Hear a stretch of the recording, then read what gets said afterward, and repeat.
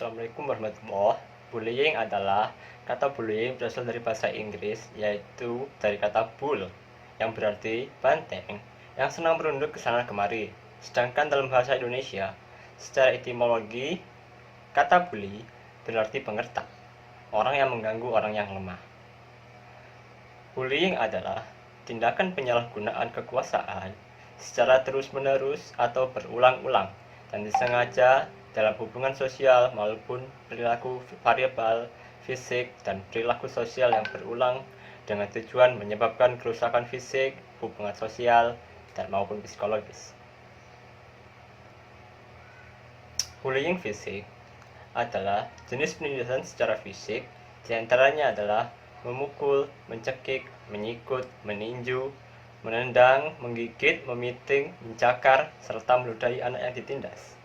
Bullying verbal, penindasan verbal dapat berupa julukan nama, celaan, fitnah, kritik kejam, penghinaan, dan pernyataan-pernyataan bernuansa ajakan seksual atau pelecehan seksual. Bullying rasional, penindasan rasional adalah pelemahan harga diri si korban. Penindasan secara sistematis melalui pengabaian, pengucilan, pengecualian, dan penghindaran.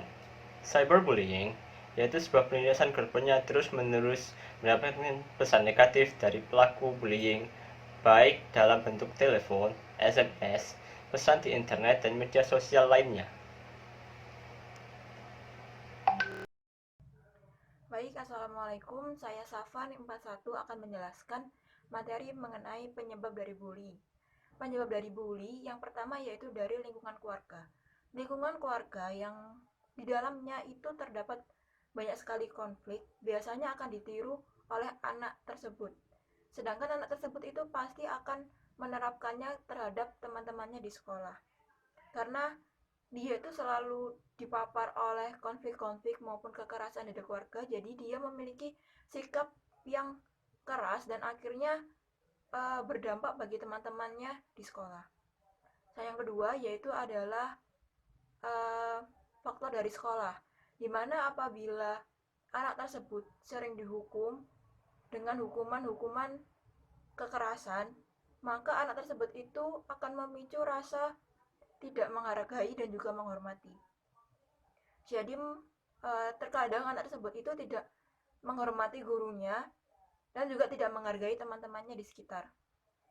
Selanjutnya yaitu adalah faktor kelompok sebaya, di mana apabila di lingkungan anak terdapat golongan-golongan, nah anak tersebut itu ingin masuk ke golongan tersebut, tapi di situ golongan tersebut itu uh, anak tersebut itu harus membuktikan bahwa dia itu pantas untuk masuk ke golongan tersebut dengan cara contohnya seperti melakukan kekerasan atau berkelahi dengan golongan lain.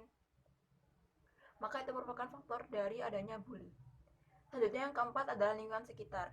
Apabila anak tersebut berada di lingkungan yang keras atau contoh tadi seperti lingkungan keluarga yang sering terjadi konflik, maka anak tersebut itu juga dapat menyebabkan bully di sekolah. Contohnya seperti adanya pemalakan kepada temannya. Karena lingkungannya yang begitu keras, akhirnya dia juga menerapkan sikapnya kepada teman-temannya di sekolah. Selanjutnya yaitu adalah tayangan televisi dan media cetak. Tayangan-tayangan yang diberikan di televisi itu apabila tidak difilter dengan baik maka akan dicontoh oleh anak yang melihat. Contohnya seperti tayangan, apabila tayangan tersebut itu terjadi seperti berkelahi, tayangan berkelahi, lalu ada golong-golongan, ajek-ajekan. Nah itu pasti dapat memicu adanya faktor bully pada anak. Selanjutnya yaitu adalah dampak dari bully. Dampak dari bully di sini ada dua, yaitu dari faktor psikologi dan faktor sosial. Kalau untuk psikologi biasanya anak yang dibully ini pasti dia akan mengalami depresi, gelisah yang berlebihan, lalu rasa panik. Kenapa rasa panik? Karena dia berpikiran bahwa apabila dia berteman dengan teman-temannya, itu dia pasti akan dibully. Jadi dia kayak mengingat bahwa oh kalau aku berteman pasti aku akan dibully. Jadi dia kayak panik secara dalam jangka waktu yang lama. Kemudian untuk sosial pasti dia juga akan dijauhi oleh teman-temannya, kurang bergaul, bahkan dia akan menjadi anak pendiam. Selanjutnya yaitu faktor apa yang terjadi pada si pelaku pembulian ini. Nah, dia ini faktor-faktornya yaitu terdapat resiko cedera pada dirinya pada saat berkelahi, karena si pembuli ini biasanya melakukan perkelahian dan mencari masalah-masalah terhadap lingkungan di sekitarnya. Sekian, terima kasih. Alimatus Widya, NIM 050. Saya akan menjelaskan tentang peran bullying. Peran bullying dibagi menjadi 4. Yang pertama bullies atau pelaku bullying, yaitu murid atau siswa yang secara fisik atau emosional melukai murid yang lainnya secara terus-menerus atau berulang-ulang. Menurut Stephenson dan Smith, tipe perilaku bullying dibagi menjadi 3. Yang pertama, tipe percaya diri. Biasanya orang ini populer. Dan yang kedua, tipe pencemas. Biasanya orang ini tidak terlalu populer. Dan yang ketiga, pada situasi tertentu, para pelaku bullying akan menjadi korban bullying. Dan yang kedua, victim. Korban bullying, yaitu murid yang diintimidasi atau menjadi target dan perilaku agresif, tindakan yang menyakitkan dan hanya memperlihatkan sedikit perlawanan terhadap penyerang. Yang ketiga, bully victim, yaitu pihak yang ikut membuli atau terlibat dalam perilaku agresif tetapi juga menjadi korban perilaku agresif. Yang keempat, neutral, yaitu pihak yang tidak terlibat dalam perilaku bullying. Peran Komnas HAM dalam bullying.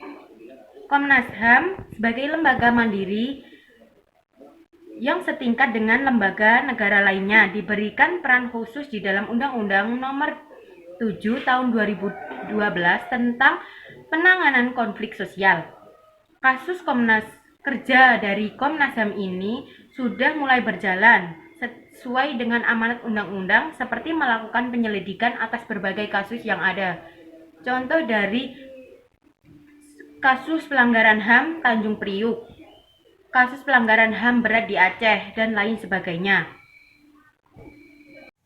Tugas Komnas HAM menurut Keputusan Presiden Nomor 50 Tahun 1993. 1.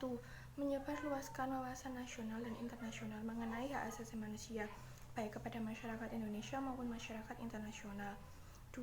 Mengkaji berbagai instrumen Perserikatan Bangsa-Bangsa tentang hak asasi manusia dengan tujuan memberikan saran-saran mengenai kemungkinan akses dan atau ratifikasi.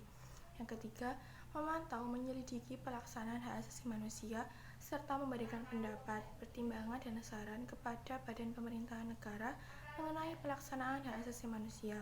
Yang keempat, mengadakan kerjasama regional dan internasional dalam rangka memajukan dan melindungi hak asasi manusia. Upaya pemulihan korban bullying yaitu dapat dilakukan dengan 4 cara.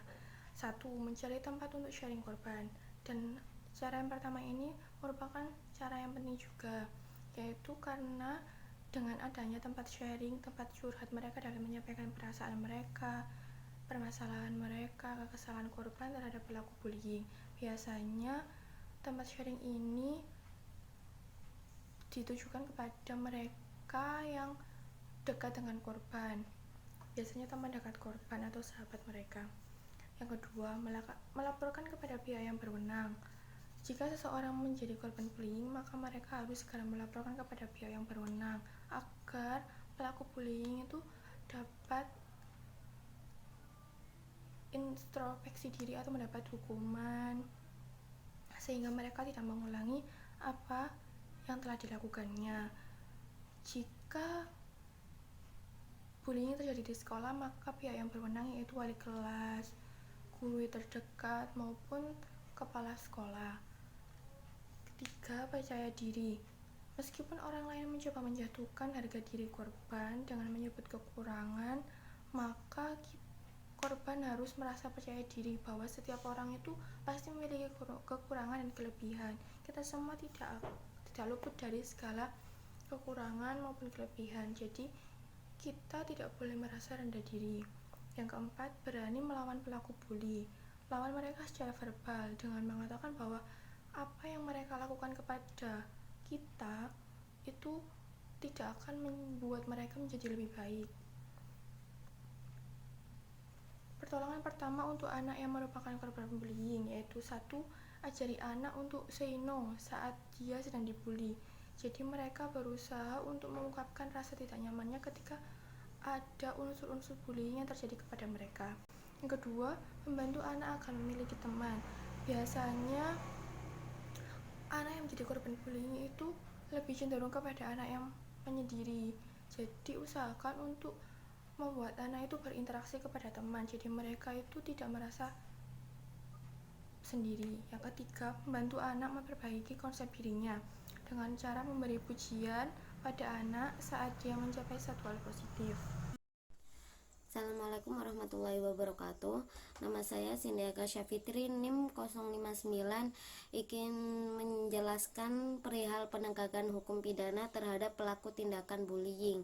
Memiliki 3 tahap. Yang pertama tahap formulasi, yang kedua tahap aplikasi, dan yang ketiga tahap eksekusi. Untuk tahap formulasi yaitu sebuah tahap di mana pembuat undang-undang memilih nilai-nilai undang-undang manakah yang tepat dalam kasus tersebut. Dan yang kedua yaitu tahap aplikasi. Tahap ini merupakan sebuah tahap pemberian pidana oleh badan yang berwenang. Apakah akan memberlakukan sebuah hukuman penjara atau hukuman yang lain. Dan yang ketiga yaitu tahap eksekusi, di mana tahap ini melanjutkan tahap-tahap yang lainnya. Jika dalam keputusan tahap aplikasi dia akan dipenjara, maka tahap eksekusinya dia akan dipenjara. Untuk yang bahasan kedua yaitu peraturan dalam perundang-undangan mengenai penindasan atau bullying. Dalam presentasi yang akan kita jelaskan, kita ada 3, yaitu yang pertama dalam KUHP, di mana pasal 310 dan 351 membahas mengenai penganiayaan. Dan yang kedua dalam KUHP pasal 368 menjelaskan tentang pemerasan dan juga pengancaman. Dan untuk Undang-Undang Nomor 35 Tahun 2014 tentang perlindungan anak terdapat 4 pasal, yaitu pasal 54 dan yang kedua 76A, yang ketiga pasal 76C, dan yang terakhir pasal 80. Dalam Undang-Undang Nomor 19 Tahun 2016 tentang informasi dan transaksi elektronika terdapat pada pasal 27 ayat 3 dan juga pasal 27 ayat 4. Untuk selanjutnya saya akan menjelaskan tentang faktor penghambat dari penegakan hukum. Ada 5. Yang pertama yaitu faktor hukum itu sendiri. Dalam faktor hukum terhambatnya dari segi peraturan dan juga undang-undang. Dan yang kedua yaitu faktor penegak hukum, di mana yang kita ketahui bahwa seringkali kita jumpai jika terdapat sebuah kasus adanya penegak hukum yang kurang adil. Dan yang ketiga faktor sarana, yaitu fasilitas dan juga sarana yang kurang mendukung. Dan yang keempat dan juga kelima yaitu faktor masyarakat dan juga kebudayaan, di mana saling berhubungan, yaitu lingkungan yang mendukung kebudayaan itu sendiri, namun dalam penegakan hukum itu terhambat. Terima kasih. Wassalamualaikum warahmatullahi wabarakatuh.